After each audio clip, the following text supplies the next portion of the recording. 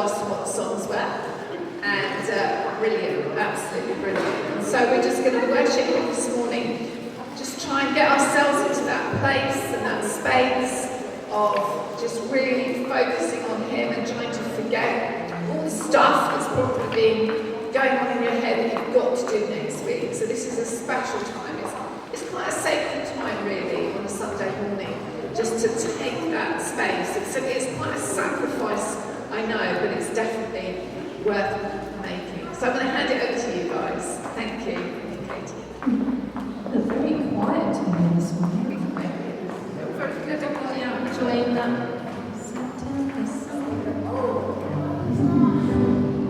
Would we all like to stand and be with us this morning?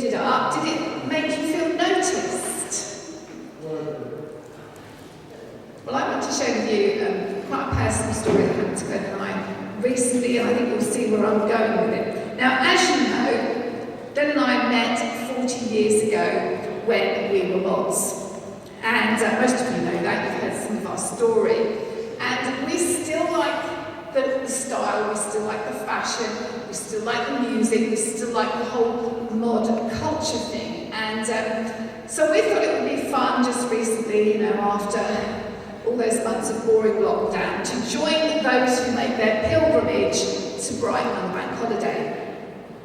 And that's what we did. Now, just to say, it was never about throwing deck chairs at rockers. Honestly, it wasn't, Jonathan.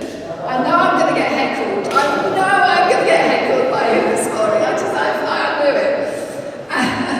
It was never about violence. It was never about hooliganism on a bank holiday. It was never about those things. And we never took drugs. All right, so none of those things. So we decided that we would go down to Brighton. You might have seen on our Facebook, we popped up some photographs. And in order to really do the whole thing properly, we decided that we would dress up in the clothes that we used to wear 40 years ago. And I'm very fortunate I can actually fit in those clothes, but unfortunately I had to give them all away. So I had to go vintage shopping and looking for some lovely little crimpline suits. Anybody remember crimpline? Yes, not the best thing to wear because you sweat in it, honestly, but I tell you what, it just goes on and on forever. You know, I was wearing clothes that were worn 40 years ago, 50 years ago, 60 years ago. So yeah, they're brilliant. Anyway, we got on the train. We let the train take the strain, as they say, and we were walking through the carriages, and somebody called out, "Hey, you look really great." And I'm like, "Oh, I think you're talking to me." Oh, thank you. I was like, "Ooh." Anyway, went and sat down, did the train journey, got off the train, went through the train station. Somebody else shouted out, "Hey, I really like your outfit." "Oh, thank you." This happened several times all through the lanes. And you know what, when you go to Brighton, you see lots of people with a very diverse expressions of creativity and how they want to dress. And it really took me aback because, you know, for me, actually how I look was normal because I was used to seeing myself look like that, but clearly there was something that people were noticing.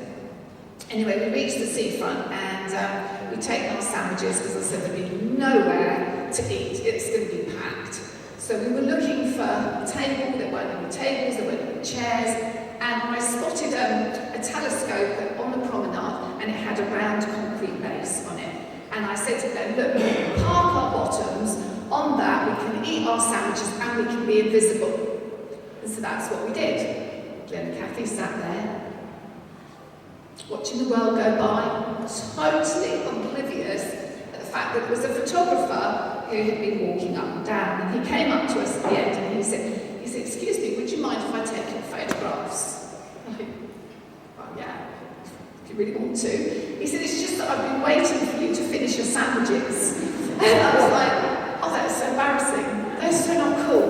You know, him watching us just eating our sandwiches, and I was just like, oh dear. Anyway, so he went to take our photographs. And I don't know if you do this. When somebody says they want to take a photograph, do you suddenly like not know what to do with your face? Yeah? Or these arms and these hands, they suddenly become these awkward things that you don't know what to do with. And it was like that. And what was even more awkward was when he said to them, "Excuse me, can I just have her?" That was really awkward. Anyway, he gave us his card at the end, and he said, "I'd really like to use some of these photographs. Is that okay?" And he said, "Well, we're on it." And over the course of the weekend, we had a number of compliments. We kept being asked to post the photographs, and they're now popping up on the internet all over the place. But you know what? It was just the act of receiving compliments, so many compliments, that it sort of gave us the courage. It led to giving us the courage to connect with other people that we thought were great, whose style we admired, whose scooter that we admired, with the mirrors and the lights and the whole, murals and the whole labour of love that it was. And we were like, wow, look at that. And instead of just thinking it, we actually said it, we saw it, and we said it. And it's such a simple thing, really, but just that compliment, genuinely given, elicited such a great response. And it was a catalyst for some brilliant conversations with really interesting people. And we ended up swapping stories about back in the day. Yeah, we were here in 81, we were going. We were here in 81, and we remember this, and we remember that. And they said, yeah, well, we were here, we remember this, and we remember that. And they were like, oh, you're on Facebook? Yeah, we're on Facebook. And so we're popping them on Facebook, and then we're like, yeah, see you next year. And it was fabulous In fact, we were walking through a crowd, and Glenn saw this guy, and he said, I know your face. He said, yeah, I know you too. Anyway, it turned out, as they talked, that they'd met each other at a gig 8 years ago. I mean, he even remembered Glenn's name. Fabulous. But it all started with just noticing, with just having eyes to see, just noticing the people around us. And I wonder how often in the day that we actually notice things that are worthy of praise, worthy of recognition, and worthy of appreciation. And as I was preparing this, I was thinking about Jesus. And I thought, he was great at noticing people. And especially at noticing those who were often invisible to others. They were the unseen, or the shouldn't be seen, or the, I don't want to be seen, excuse me. And I've just popped a few of them down on here, as they came, literally as they came to my mind. Do you remember Zacchaeus, the tax collector? Now, he would have been a social outcast, okay? I think they still are today, are they not? Nobody likes a tax collector. And Zacchaeus had heard that Jesus was coming through town, and he was just a little guy, and he knew that he wouldn't be able to see above all the tall people, the tall men, thank you very much. And so he came up with a brainwave. He decided he was going to climb a tree to get up high, a sycamore tree. And so he climbed up the tree. Jesus started coming through the crowds, and everybody looking at him. And then suddenly Jesus looked up and he noticed Zacchaeus up the tree. He noticed him. And he called him down. And Zacchaeus ended up having a personal, one-on-one conversation with Jesus. I mean, that was one for Facebook, wasn't it? I bet that would have gone up on Facebook that day. That was a great diary entry, that he'd had this personal one-on-one with Jesus. And then there was the time that Jesus was teaching in synagogues. And I sort of imagined when I read the story that maybe he was in the middle of a sentence when he just stopped. Because he looked over and he had noticed a woman who had, the Bible calls it an infirmity. And what it was is that she was bent over like this, and she'd been like this for about 18 years. And so all she could see was the floor, all she could see was people's feet. And Jesus saw her, and he noticed her, and he called her forwards, and he laid his hand, and he said, "Woman, you are loosed. You are loosed." And in that moment, she was able to stand up straight. What an incredible moment that must have been, just because Jesus noticed her. And then there was the woman with the issue of blood. I've spoken to you about her before. Again, desperate, in a desperate place, desperate to be healed. And on this particular day, she pushed again through the crowd. She wanted to get to Jesus. She wanted to speak to him. But there were so many people around him. But as she sort of looked through all the legs, she could see the bottom of his clothing. She could see where his tunic was. And she reached her hand through and she lightly touched the hem of his garment. And Jesus suddenly said, "Who touched me? Who just touched me?" And the disciples went, "What do you mean, who touched you? Are you mad, Jesus? Everybody's touching you." He said, "No, somebody just touched me because the power went out of me." And he turned around and he just saw this woman and he just knew that it was her. And you know the story that he prayed for her and she was healed in that moment. So Jesus noticed, in fact Jesus was the ultimate noticer. He saw those things that were practically invisible to those around him and he made them better. He healed the hurting people. He healed the hurting people, the lonely people. He found the lonely people. He found the lost people. He forgave those that needed to be forgiven. And not only did he notice, but he also gave.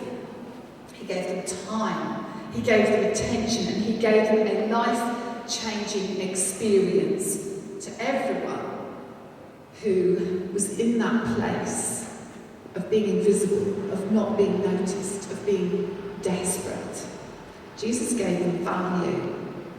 Now on day 2, I thought I'd tell you about this one. We were walking down the North Lanes, and by day 2 now, we've been getting quite brave, and we've been talking to all these random strangers. And I saw a couple coming towards me. They must have been 75, 76. And I couldn't take my eyes off them as they walked towards me. They were so elegantly dressed.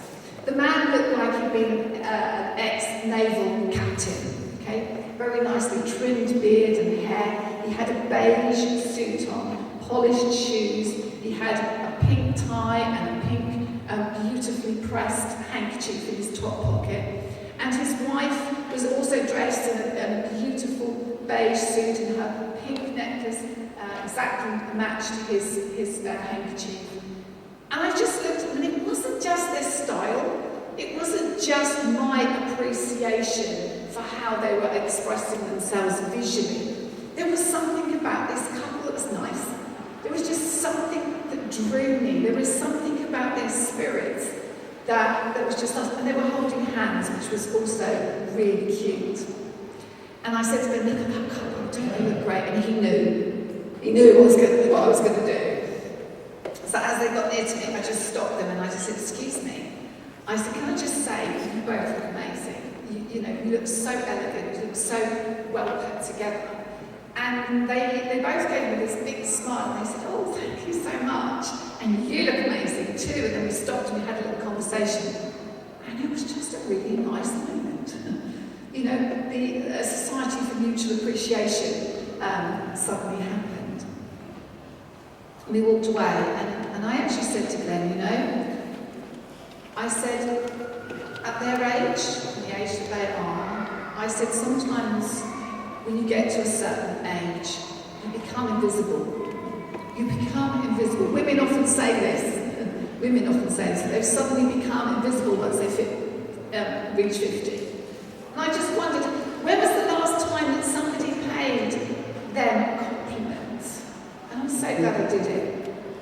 Now, the dictionary definition of the word compliment is a polite remark that you say to someone that you like their appearance, you appreciate their qualities, or approve of what they've done.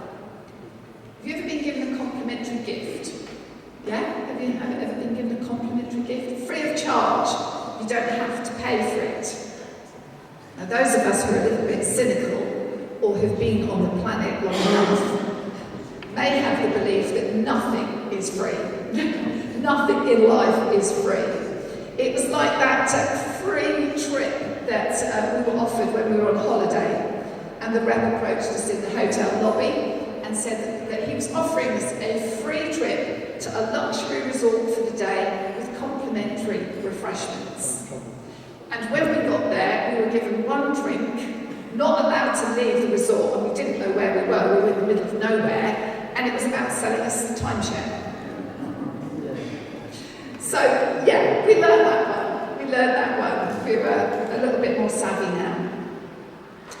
And I actually believe that when we give a compliment, it should be a gift freely given, without any thought of gain, without purposely flattering somebody to get their favour, to get their approval, or to get something from them. And genuine compliments, I believe, can be like a little gift of love.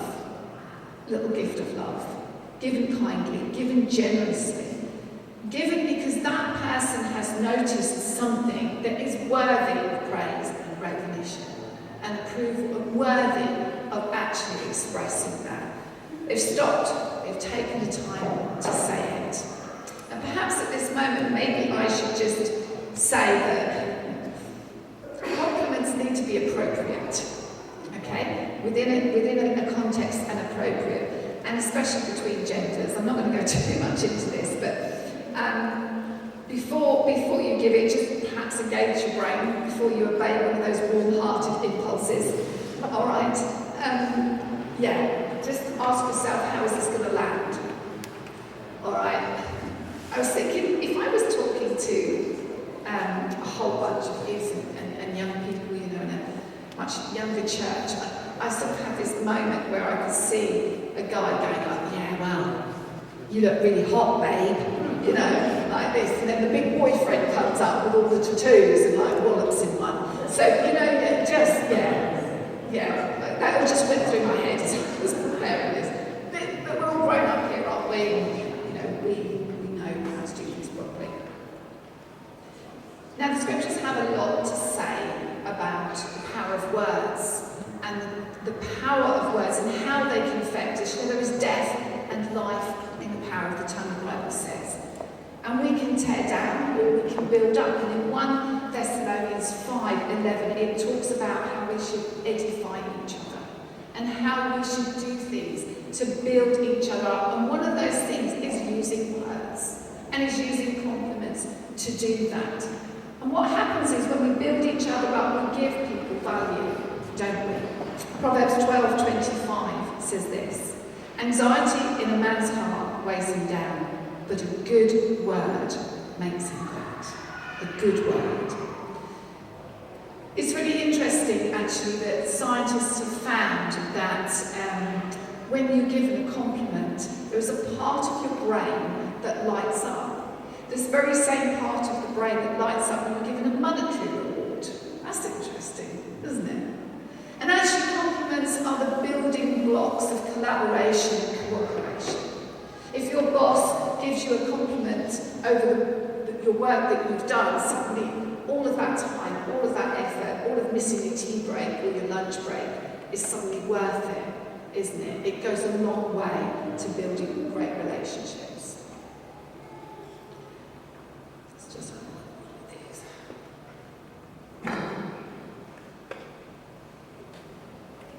I'm going to be really honest with you this morning. I was surprised by the amount of tension that we got, and not quite comfortable with it, I have to say. It was a bit weird. But it also reinforced to me how much I struggle with receiving a compliment. And I don't know if there's anybody else here that can relate to that. How do you respond when someone compliments you? Do you feel slightly embarrassed? Do you deflect that praise and that compliment? Because you sort of somehow have that belief that to accept that praise and that recognition might mean that you're prideful. Oh my goodness, and pride is a sin, isn't it? Pride is a sin. Also, I don't want to feel sinful. And so, you mumble something that's very humble. Mumbly humble. Have some humbleness. I don't know, whatever. But it's just like you don't know what to do, and so you mumble something and just try and be humble and not prideful. Actually, what we do by not accepting that compliment in the spirit of how it's given is actually rejecting the little gift of love that we've been given. And sometimes people can actually feel rejected themselves. You see, what happens when we discount that praise and we deflect and we demean it, then what happens is that we are actually perhaps invalidating their judgment and insinuating that the thing that they just complimented you on isn't worthy of being complimented. And sometimes, so that when we do that thing, where we just discount it, demean it, deflect it, it can make the other person feel, slightly stupid, a bit embarrassed. It all gets a bit awkward, doesn't it? And I said earlier about receiving compliments actually gave us, though, the courage to reach out and to give them. And yes, it takes courage because, as a French proverb says, he gives nothing who does not give of himself. So when we do that, we are actually giving a portion of ourselves, aren't we? We're willing to be kind, we're willing to be generous, but we're also willing to be quite vulnerable, to make ourselves vulnerable, because we don't know how that's going to be received, and if it's received badly, we could be rejected. So to step out and do that can actually make us quite vulnerable. Let me give you a couple of examples. Oh, you look really nice today in that dress. Oh, this whole thing. Oh, it's got bubbles on the bottom here. I've had it in my wardrobe for ages. Yeah. How do you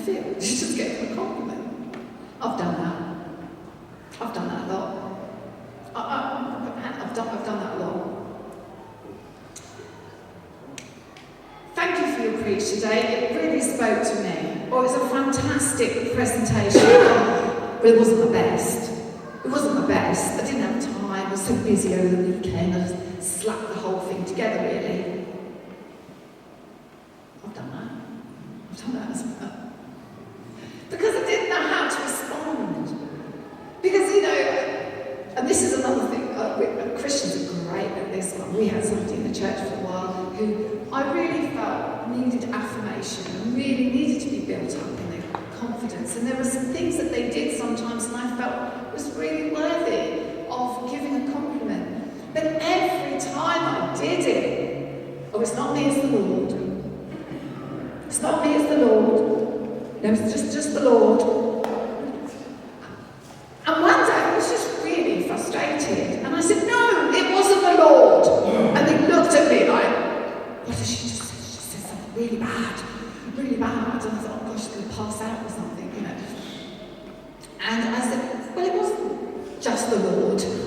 It was you. You did that. You put the time and the effort in to learn that song and play that tune. You had to push past some insecurities to actually get up on the platform here and be seen.